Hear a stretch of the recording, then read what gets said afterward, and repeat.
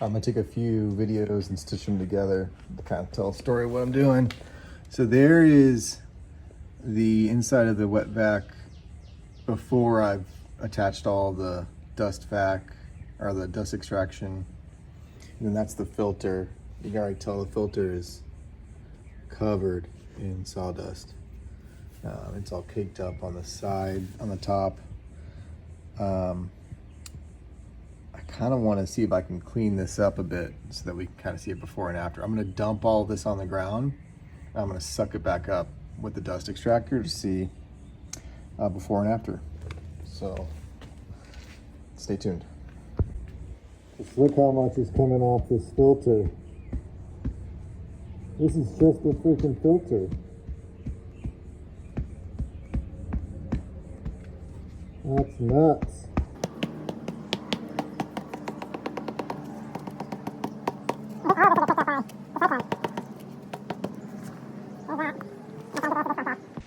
As happens with most projects, I ended up having to go to Ace to buy an air compressor air gun because I want to really clean up that old filter and also the lid.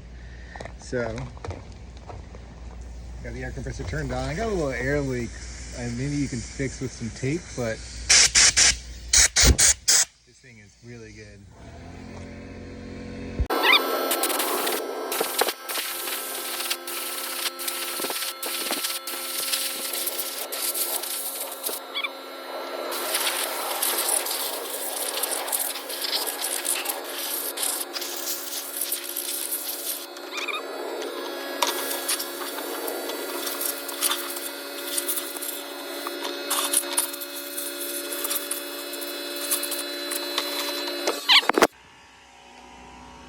I could have washed that, but I didn't want to get it wet because I'm going to put this new HEPA filter in there right away, and so I didn't want to get it wet. So let's go ahead and see what it looks like. All right, pretty dang clean. Clean the lid of this, and then I'm not going to use this filter, but I got it nice and clean if I ever want to use it again for just normal vac.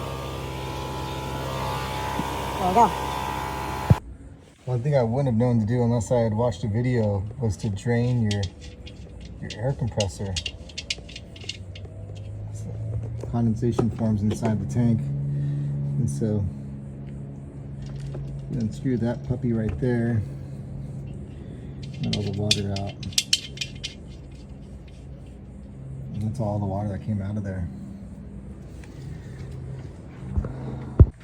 Okay, I installed the new higher rated green filter and then installed this filter bag. I think this is the more important piece. So all the intake is going to go through here, through this actual bag, and then out the top through that filter. So it's like double filtered. No dust should get through that. All right, about to do final assembly of the whole thing. We'll see what it looks like, and then we'll test it out in this big pile of dust over here. Okay, so here she is in her final glory. I wish this lid was a little less flimsy, but it has like a little gasket here, so I'm not worried about leakage.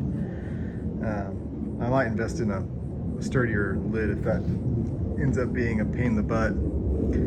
But here you go. So you have the tool hose going in to the whip around intake. It's going to cyclone the dust into the bucket, and then air will be pumped out through this tube into the intake of the wet vac, and then go through the filters, and then output out here in the back. So no dust should be coming out of there.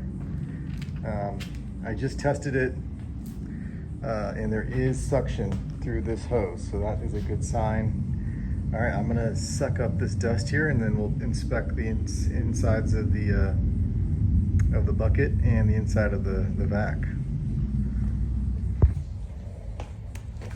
All right, here we go.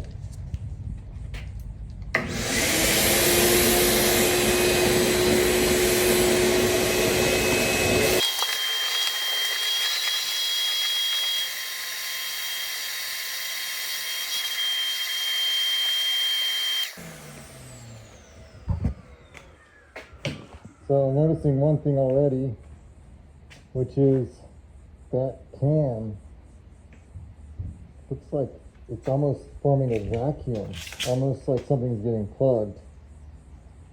But let's open it up and see what's inside. All right, that's the inside. I mean, I think that's pretty much all the dust. This thing can hold a bunch too. I don't have to open it up that often. Now let's check inside the wetback. I'm too lazy to take everything off. I have to take off all of these like bars and stuff, but if you just take a look at the filter and inside the container, nothing's getting through this bag, to be honest. This thing is going to remain crystal clear. Filters are going to last forever. And that's it. So I got to figure out if I just need to get a better, thicker bucket or what, because that is pathetic that the suction of that wetback could cause this thing to collapse. But I'm happy with the performance of the Cyclone. Good work. All right, project complete. Hopefully I never have to crack this thing open for a long time. It's just gonna be filling up. One day I'll actually empty it, but that's it.